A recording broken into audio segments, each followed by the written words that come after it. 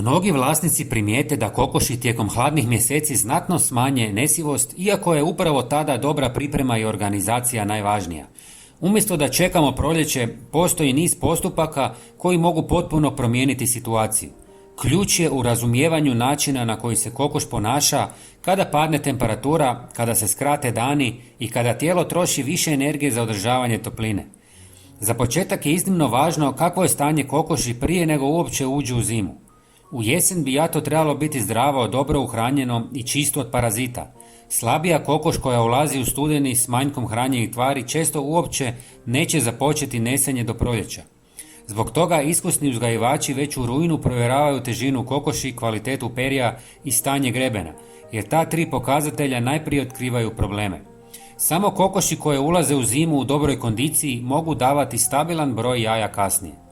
Velika greška koju mnogi čine je da u zimskim mjesecima pokušavaju hraniti kokoši potpuno jednako kao tijekom ljeta. Hladnoća zahtijeva dodatnu energiju, pa hrana mora biti koncentriranija i bogatija.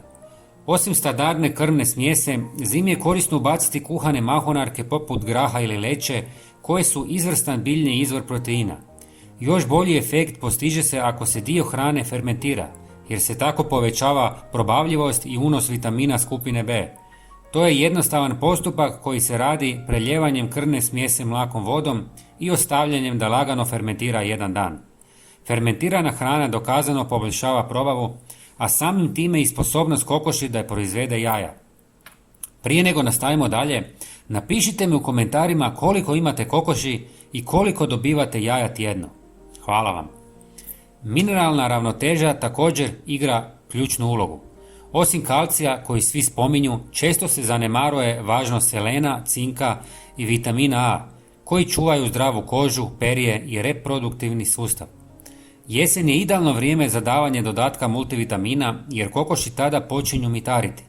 Ako se mitarenje završi brzo i kvalitetno, kokoš se brže vraća u nesenje.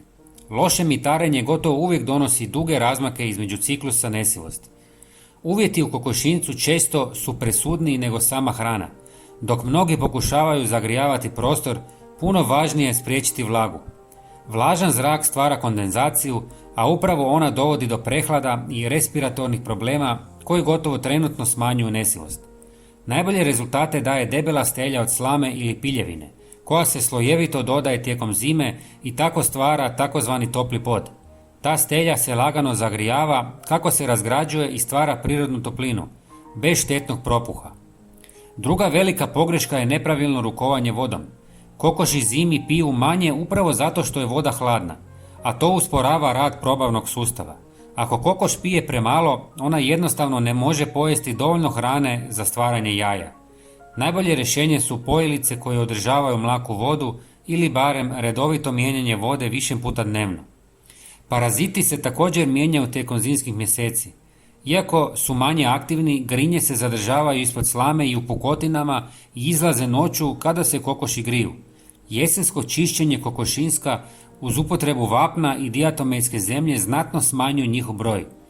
Tretman treba ponoviti početkom zime jer je jato tada zatvorenije u prostoru i lakše dolazi do zaraze. Svjetlo se često navodi kao glavni uzrok smanjenja nesivosti, ali način korištenja svjetla jednako je važan kao njegova duljina.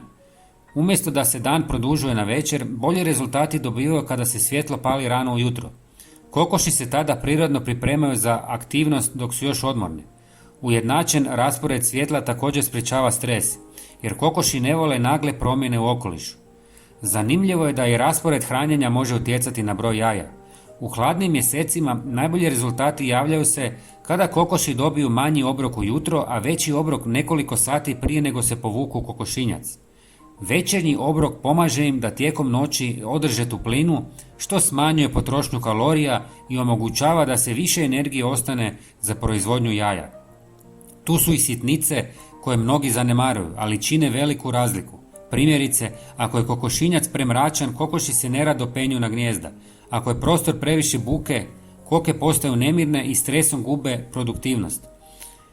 Ako su slama hladni i sklizavi, kokoši se ne odmaraju kvalitetno. Sve ove male stvari zajedno utječu na to koliko će kokoš biti spremna za proizvoditi jaja. Kada se spoje dobra jesenska priprema, hranjiva i raznovrsna zimska prehrana, stabilna mikroklima bez vlage i pravilno svjetlo, jato može davati jaja gotovo kao proljeće. Uspjeh nikad ne ovisi o jednoj stvari, nego o ravnoteženom pristupu cijelom uzgoju.